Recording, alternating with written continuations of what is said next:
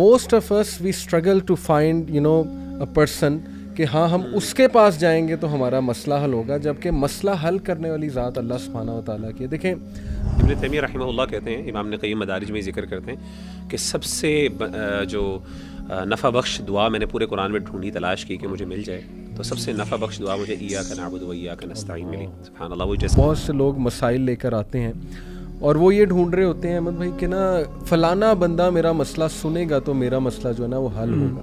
اس کا مطلب ہے کہ ان کا توکل اس بندے پہ ہے، جبکہ اگر وہ اللہ سے مدد طلب کریں، اللہ پہ توکل کریں، تو ایک عام سے بندے سے ہو سکتا ہے اللہ اس کا وہ مسئلہ حل کر دے. کیونکہ ایمان صرف تھیولوجیکل باتوں کا نام نہیں ہے، بلکہ ایمان کے ساتھ عمل صالح. اسی لیے جگہ جگہ قرآن مجید کے اندر ان الذین آمنوا وعملوا الصالحات. تو اٹ از لائک کہ ہمیں ٹرائل کرنے کی ضرورت ہی کچھ نہیں. اللہ نے آلریڈی ایک ریڈی میڈ ہمیں دعا بھی دے دی ہے، اور جو موسٹ کمپریہنسو ہے، جو ہمارے تمام معاملات کو سلجھا دی. ابن تیمیہ رحمہ اللہ کہتے ہیں، امام ابن قیم مدارج میں ذکر کرتے ہیں کہ سب سے جو نفع بخش دعا میں نے پورے قرآن میں ڈھونڈی تلاش کی کہ مجھے مل جائے، تو سب سے نفع بخش دعا مجھے ایاک نعبد و ایاک نستعین ملی. سبحان اللہ. وہ جیسے آپ بتا رہے ہیں نا، اور ابن قیم نے اسی کانسیپٹ کو پھر ایکسپلین کیا.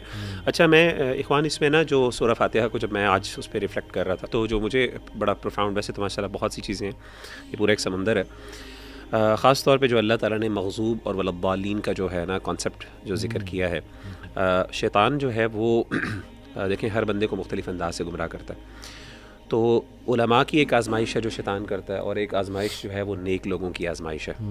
تو علماء کی جو آزمائش ہوتی ہے وہ عمل کی ہوتی ہے، اور نیک لوگوں کی جو آزمائش یعنی زہاد جو ہیں، زاہدین جو بہت عبادت گزار ہیں، ان کی آزمائش علم کی ہوتی ہے. یعنی شیطان عام طور پہ نیک لوگوں کو علم کی بنیاد پہ گمراہ کرتا ہے، ان کو ایسے کاموں پہ لگا دیتا ہے، ایسی بدعات اور خرافات میں لگا دیتا ہے. وہ بیچارے جذبے اور بڑا کچھ کر رہے ہوتے ہیں، بہت ایگزاسٹ کر رہے ہوتے ہیں اپنے آپ کو، لیکن انفارچونیٹلی ان کو ریٹرن کچھ نہیں ملتا، بلکہ الٹا ان کے لیے وہ بدعات کی وجہ سے نقصان دہ چیز ہوتی ہے.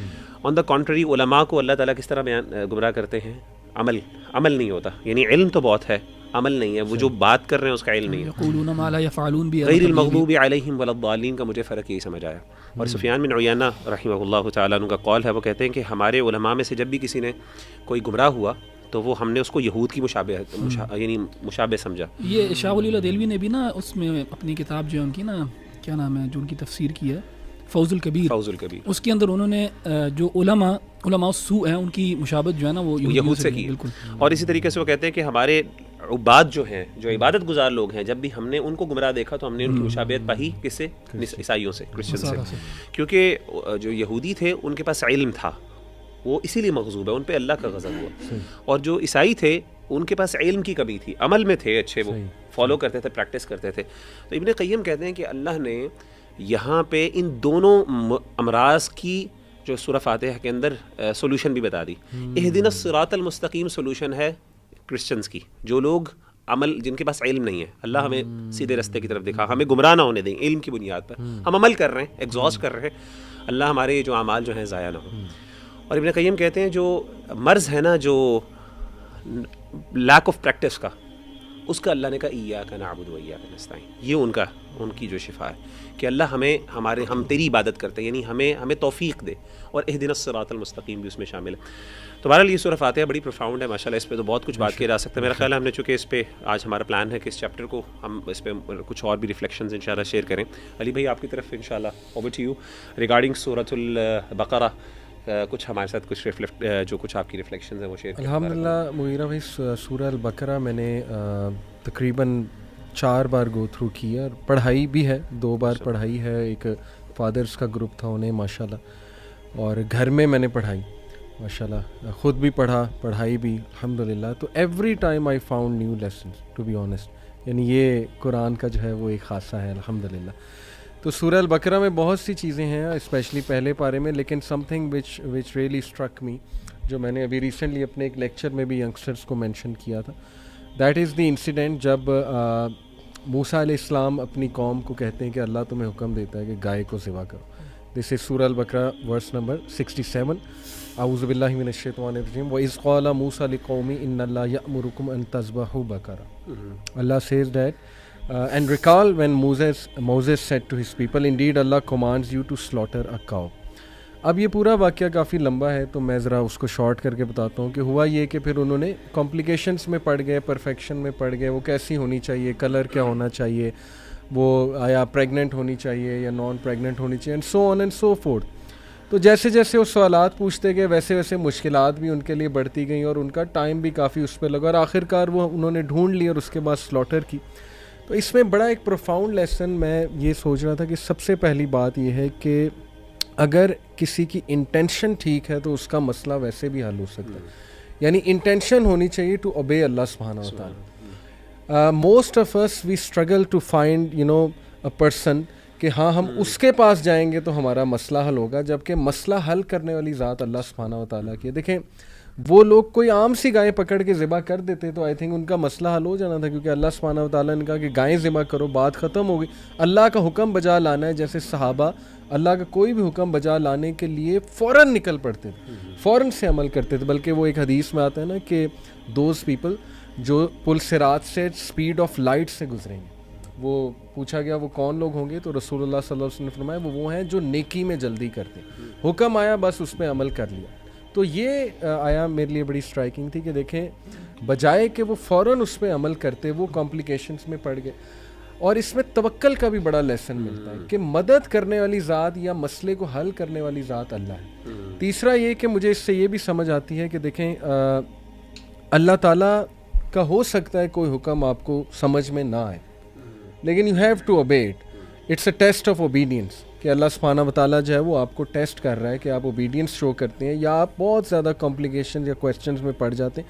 تو میں لوگوں کو یہ پیغام دینا چاہتا ہوں کہ دیکھیں بہت سے لوگ مسائل لے کر آتے ہیں اور وہ یہ ڈھونڈ رہے ہوتے ہیں احمد بھائی کہ نا فلانا بندہ میرا مسئلہ سنے گا تو میرا مسئلہ جو ہے نا وہ حل ہوگا. اس کا مطلب ہے کہ ان کا توکل اس بندے پہ ہے, جبکہ اگر وہ اللہ سے مدد طلب کریں, اللہ پہ توکل کریں, تو ایک عام سے بندے سے ہو سکتا ہے اللہ اس کا وہ مسئلہ حل کر دے, کیونکہ مسئلہ حل کرنے والی ذات اللہ سبحانہ و تعالیٰ کی ہے. تو آئی تھنک کہ یہ میرے لیے بہت پروفاؤنڈ تھا. اچھا یہ جو ٹرانزیشن ہے نا فرام سورۃ الفاتحہ انٹو سورۃ البقرہ, یہ بھی بہت خوبصورت ہے. اس میں بھی دیکھیں نا ہم سورہ فاتحہ میں جیسے ذیشان بھائی نے کہا نا کہ ہدایت کے لیے دعا کرتے ہیں, اللہ تعالیٰ سے ہدایت مانگتے ہیں. اینڈ پھر سورہ بقرہ جب شروع ہوتی ہے الف لام میم ذالک الکتاب لا ریب فیہ ھدی للمتقین, کہ یہ کتاب ہے ہدایت کی, تم نے مانگی ہدایت, ہم نے تمہیں یہ کتاب دے دی, اب اس کو پڑھو اور اس میں سے ہدایت طلب کرو. اور ہدایت وہی لوگ طلب کر سکیں گے جو ایک پری کنڈیشن لے کے آئیں گے. وہ پری کنڈیشن کیا ہے؟ تقویٰ, کوئی نہ کوئی سینس آف گاڈ کانشیسنیس, کوئی نہ کوئی سینس, اور وہ کتاب کو اپروچ بھی کریں اس نیت کے ساتھ. تو آپ دیکھیں گے کہ بہت زیادہ اورینٹلسٹس ہیں, بہت زیادہ ویسٹ میں بھی لوگ ہیں جو نان مسلمز ہیں, وہ آپ سے میرے سے بہتر عربی جانتے ہیں, لیکن وہ جب قرآن کو اپروچ کرتے ہیں وہ ایک تقوی کی لیول کے اوپر یا اس میں سے ہدایت حاصل کرنے کے لیے اس نیت سے اس کو اپروچ نہیں کرتے, یا ان کے اندر وہ مادہ نہیں ہوتا فطرت والا جو خدا کو پہچانتا ہو, تو اس سے پھر ان کے لیے جو ہے نا یہ کتاب فائدہ مند نہیں ہوتی. تو سورہ بقرہ میں شروع میں ہی اللہ تعالیٰ نے ہمیں بتا دیا کہ اگر اس کتاب سے ہدایت اخذ کرنی ہے then you have to approach it with a certain mind set. ایک تو پری کنسیوڈ نوشنز جو ہیں اپنے وہ ختم کر دو, ایک خدا کا اعتراف کرو. اس کتاب سے پہلے ہی تمہیں پتہ ہونا چاہیے کہ خدا ایگزسٹ کرتا ہے, وہ تمہاری فطرت کا تقاضا ہے. یعنی approach with an empty mind, this is what you mean. Empty mind سے بہتر یہ ہے neutral mind, preconceived notion اور بایس ہٹا کے, اور اس کو پھر اور اس سے ہدایت اخذ کرنے کی انسان کوشش کرے. دوسری چیز جو سورہ بقرہ کے بارے میں مجھے بہت ہی زیادہ خوبصورت لگتی ہے وہ یہ ہے کہ اگر آپ اس سورت کا پورا اسٹرکچر اگر دیکھیں تو یہ 286 آیات ہیں اینڈ 2.5 پارے ہیں جس کے اوپر جو ہے نا سورۃ البقرہ ہے. اور اگر ہم دیکھیں شروع میں اللہ سبحانہ و تعالیٰ جو ہے نا وہ یہودیوں کے بارے میں بات کر رہے ہیں, اینڈ کہ انہوں نے اللہ تعالیٰ کے انعامات کے معاملے میں جواب کیسے دیا, کیا ان کا رسپانس تھا. Did they come with شکر, did they come with thankfulness, or did they come with disobedience. بہت امپورٹنٹ لیسن ہے ہمارے لیے کہ ایک مسلمان قوم, کیونکہ موسیٰ علیہ السلام کے وہ فالوورز تھے اپنے زمانے میں, وہ مسلمان تھے, وہ کیسے رسپونڈ کرتی ہے تو اللہ تعالیٰ پھر عذاب دیتا ہے ان کو. تو وہ سورہ بقرہ میں شروع میں ہے. پھر آپ کو پتہ ہے کہ بالکل مڈل میں سورۃ البقرہ کے تحویل قبلہ ہے, جی ہاں, کہ جہاں پہ ہمیں پتہ ہے کہ رسول اللہ صلی اللہ علیہ وسلم جب مکہ میں تھے تو قبلہ جو تھا مسلمانوں کا وہ جروسلم میں تھا, جو کہ یہود کا قبلہ ہے. تو آپ دیکھیں گے یہود کے بارے میں بات ہو رہی ہے, قبلہ بھی تب انہی کی طرف ہے. ٹھیک ہے. اچھا جیسے ہی چینج آف قبلہ ہوتا ہے سورۃ البقرہ کی مڈل میں، اس کے بعد یہود کے بارے میں کوئی بات ہی نہیں ہے سورۃ البقرہ میں. اس کے بعد سارا جو ڈائریکشن ہے نا وہ مسلمانوں کی طرف ہو گیا. تو ایسا لگتا ہے کہ وہ چینج آف قبلہ بھی ہے نا، وہ ایک چینج ان ڈائریکشن ہے کہ پہلے یہود کے بارے میں بات ہو رہی ہے سورۃ البقرہ میں، اس کے بعد جو ہے نا ڈائریکشن مسلمانوں کی طرف چلا گیا. اینڈ ان دونوں میں بھی جو ہے نا پیراللز ہیں کہ اللہ تعالیٰ نے یہود کو قوانین دیے اور انہوں نے ان قوانین کو توڑا، ان کے ساتھ جو ہے برا ہوا، اللہ تعالیٰ نے ان کو عذاب دیا. اسی طرح قبلہ چینج ہو گیا، اب قوانین جتنے بھی آئے ہیں وہ مسلمانوں کے لیے، اور مسلمانوں کو بتایا جا رہا ہے کہ پیچھے والا معاملہ نہ کرنا. اور اس میں قوانین آپ دیکھیں گے ڈیورس کے بھی قوانین ہیں، ربا کے بارے میں بھی ہے، آیت دین ہے اس کے اندر. تو یہ مجھے جو ہے نا بڑا خوبصورت سورۃ البقرہ کا اسٹرکچر لگتا ہے. اٹ از ایز اف کہ a transfer of leadership is occurring. بالکل کہ پہلے لیڈرز جو تھے انہوں نے کیا مسٹیکس کی، لیکن اب تم پہ ٹرانسفر ہو رہی ہے تو تم وہ مسٹیکس نہ کرو. بالکل. اور اللہ تعالیٰ بتا رہے ہیں سورۃ البقرہ میں کہ ہم نے لیڈرشپ ٹرانسفر کیوں کی ہے. کیونکہ دیکھیں نا ابراہیم علیہ السلام کے بعد سے جتنے قرآن میں ایٹ لیسٹ پروفٹس مینشنڈ ہیں وہ بنی اسحاق میں سے ہیں، بنی یعقوب میں سے ہے، بنی اسرائیل میں سے. اسرائیل جو یعقوب علیہ السلام کا ہی نام ہے. تو یہ فرسٹ پروفٹ ہے جو اسماعیل علیہ السلام کے بعد آتا ہے بنی اسماعیل میں. اور اللہ تعالیٰ بیسکلی بتا رہے ہیں سورۃ البقرہ میں کہ کیوں ہم نے اس کو چوز کیا تمہارے اوپر، تم نے یہ سب، تمہارے جرائم جو ہیں یہ سب ہیں، اور اگر ہم تمہارے اندر بھی پروفٹ کو لے کے آتے تو تم نے اس کو بھی قتل کر دینا تھا، جیسے کہ تم نے عیسیٰ علیہ السلام سے کرنے کی کوشش کی. مغیرہ نے بڑا سوئفٹلی جو ہے نا وہ سورہ فاتحہ کو سے ہم سورہ بقرہ میں پہنچ گئے ہیں. میری کافی چیزیں بھی سورہ فاتحہ کی رہتی تھیں، لیکن بہرحال میں نے اپنے سامنے سورہ بقرہ کھولی ہوئی ہے، اس میں سے بھی کچھ ایک دو چیزیں ہیں، اس کے بعد میں واپس آؤں گا سورہ فاتحہ پہ. اللہ تعالیٰ نے سورہ بقرہ کو شروع کیا ایک ایسی آتھرشپ کے طریقے کے ساتھ جیسی آتھرشپ کہیں پہ بھی نہیں ملتی. کوئی بھی آتھر اپنی کتاب کو بہت بڑے بڑے دعووں کے ساتھ شروع نہیں کرتا، یعنی کہ وہ ذرا نپے تلے قدم لیتا ہے اور پھر اپنی بات کو اسٹیبلش کرتا ہے اور پھر اینڈ پہ کہیں جا کے اگر دعویٰ ہو. لیکن علماء کہتے ہیں کہ اگر آپ سورۃ البقرہ کے شروع میں غور کریں تو اللہ تعالیٰ نے شروع کیا الف لام میم ذالک الکتاب لا ریب فیہ ھدی للمتقین، یعنی کہ it begins with categorical affirmation کہ اس میں کسی قسم کا کوئی ریب نہیں ہے.